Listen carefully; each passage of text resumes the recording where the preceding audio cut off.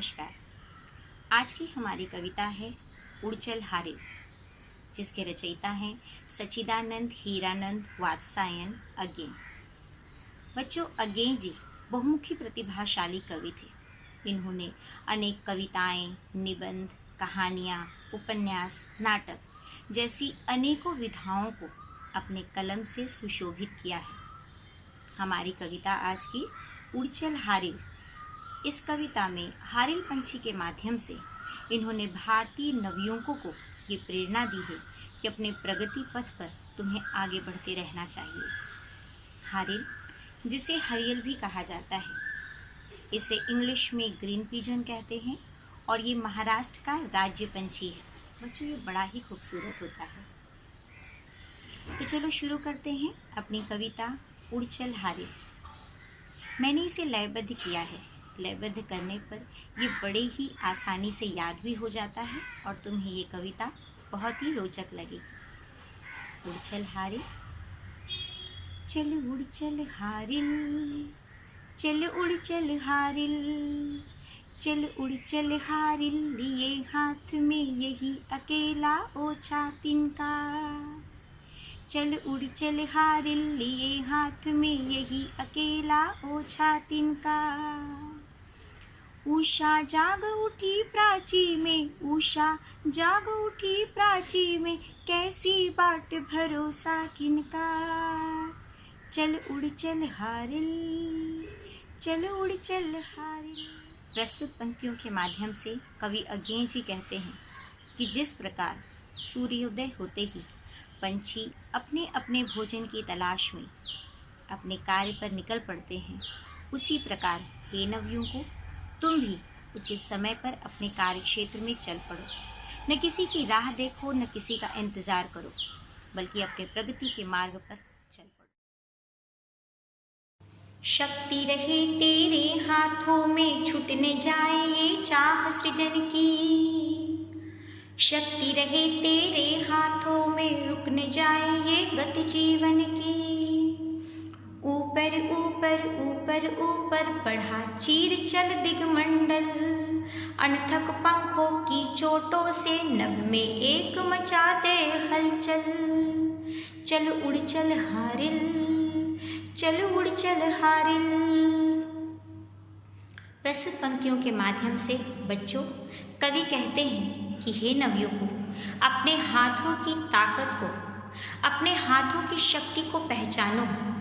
उसमें जो सृजन की चाह है, जो कुछ नया निर्माण करने की चाहत है, उसे बनाए रखो। अपने जीवन की गति को कभी रुकने मत दो, बल्कि उसे सतत अनवरत अपने कार्य क्षेत्र में लगे रहने दो। ऊपर ऊपर ऊपर ऊपर बढ़ा चीर चल दिगमंडल। इन पंक्तियों द्वारा कवि कहते हैं कि तुम अपने कार्य क्षेत्र में खूब ऊपर उठो, खूब आगे बढ़ो, इतने आगे बढ़ो कि सभी दिशाओं में तुम्हारा अस्तित्व हो। जिस प्रकार पंछी अपने पंखों की फड़फड़ाहट से आकाश में अपनी उपस्थिति जाहिर करता है, उसी प्रकार हे नवयुवकों, अपने कार्यक्षेत्र में इतने सामर्थ्यवान, इतने सक्षम बनो कि वहाँ पर लोग तुम्हें पहचानने लगे, जानने लगे। का तेरे हाथों में है अमर एक रचना का साधन, तिनका तेरे पंजे में है विधना के प्राणों का स्पंदन। चल उड़चल हारिल, चल उड़चल हारिल। हारिल पंछी की एक खास विशेषता है बच्चों कि ये कभी भी अपने पैरों को सीधे ज़मीन पर नहीं रखते, बल्कि ये किसी न किसी तिनके या किसी आधार पर ही अपने पैरों को रखते हैं।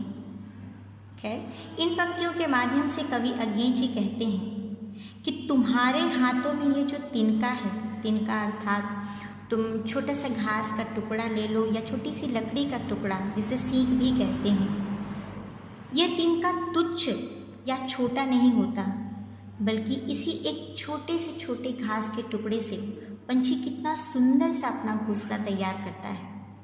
उसी प्रकार हे नवयुवकों, तुम्हारे हाथों में तुम्हारे कार्यक्षेत्र का कोई भी सामान हो या तुम्हारी अपनी कलम ही क्यों न हो, वह छोटी या तुच्छ नहीं है, बल्कि वो तो बड़े से बड़े रचना का साधन है।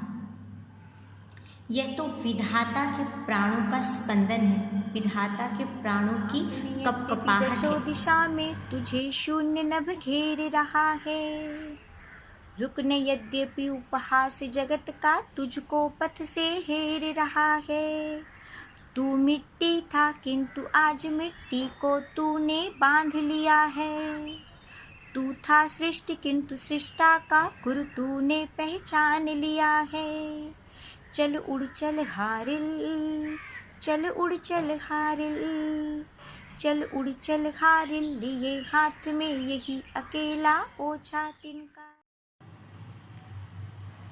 अज्ञेय जी कहते हैं कि हे युग, डरो नहीं, भले ही दशों दिशाओं से, 10 दिशा अर्थात उत्तर, दक्षिण, पूरब, पश्चिम, उत्तर पूर्व, उत्तर पश्चिमी, दक्षिणी पूर्व, दक्षिणी पश्चिमी, ऊपर आकाश और नीचे धरती, इन चारों तरफ से जीवन में तुम्हारे अनेकों कठिनाइयाँ, अनेकों परेशानियाँ तुम्हें घेर रही हो, लेकिन तुम उनसे घबराना नहीं, बल्कि अपनी विपत्तियों का सामना करना।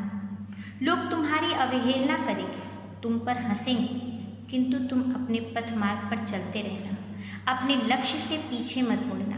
तू मिट्टी था किंतु आज मिट्टी को तूने बांध लिया है। इन पंक्तियों के द्वारा कवि कहते हैं कि पंच तत्वों से बना हमारा शरीर भले ही मिट्टी में मिल जाता है, किंतु आज मनुष्य ने मिट्टी पर ही नियंत्रण पा ली है।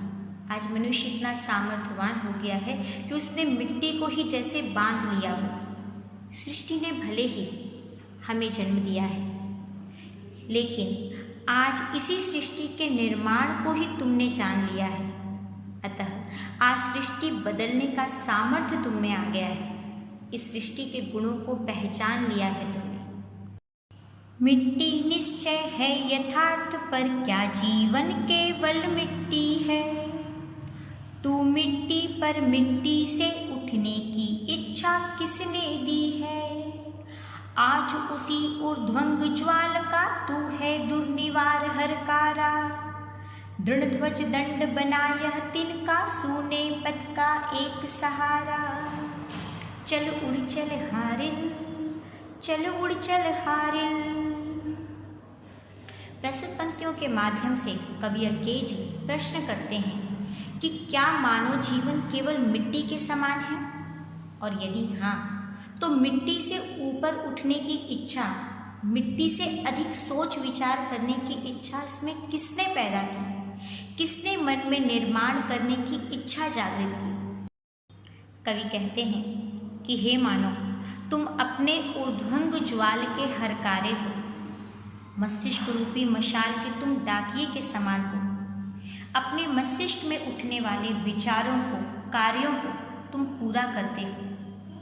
ये जो छोटा सा तिनका या लकड़ी का छोटा सा तिनका जो झंडे में लगे हुए उस दृढ़ डंडे के समान है, जिसे देखते ही आत्मविश्वास जाग उठता है। सूने मार्ग को, सूने पथ को एक सहारा मिल जाता है।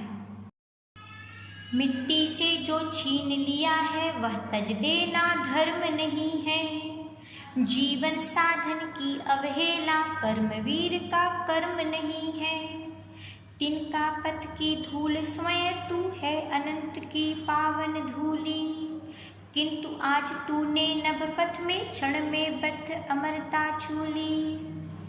प्रस्तुत पंक्तियों के माध्यम से कवि कहते हैं कि हे मानव, तुमने जो कुछ भी धरती से सीखा है, तुमने जो कुछ भी इस देश से, इस राष्ट्र से, अपने समाज से जो कुछ भी तुमने प्राप्त किया है, उसे छोड़ देना उचित नहीं है।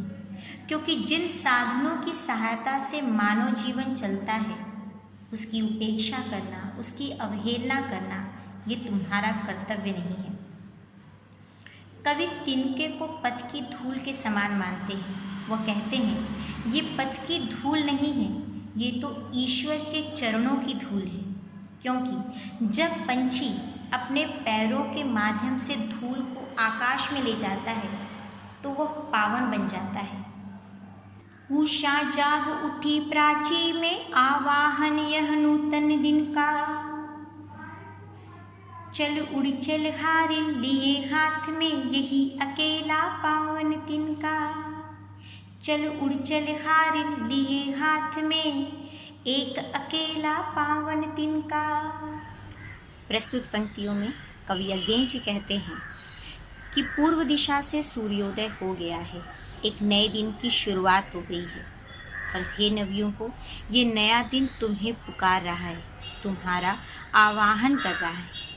इस नए दिन में तुम्हें अनेकों प्रकार की नई नई कठिनाइयाँ आएंगी, नई नई समस्याएं आएंगी, लेकिन उन सभी समस्याओं का सामना करते हुए तुम्हें आगे बढ़ना है। तुम्हें विपत्ति से घबराना नहीं है, बल्कि अपने लक्ष्य में, अपने प्रगति पथ पर, अपने कार्य में आगे बढ़ना है। ये जो तुम्हारे हाथ में तिनका है, ये तिनका तुच्छ या छोटा नहीं है, बल्कि यह वो पावन तिनका है जो तुम्हें सफलता तक पहुंचाएगा। अंत में चल उड़ चल हारिल, चल उड़ चल हारिल। नमस्कार।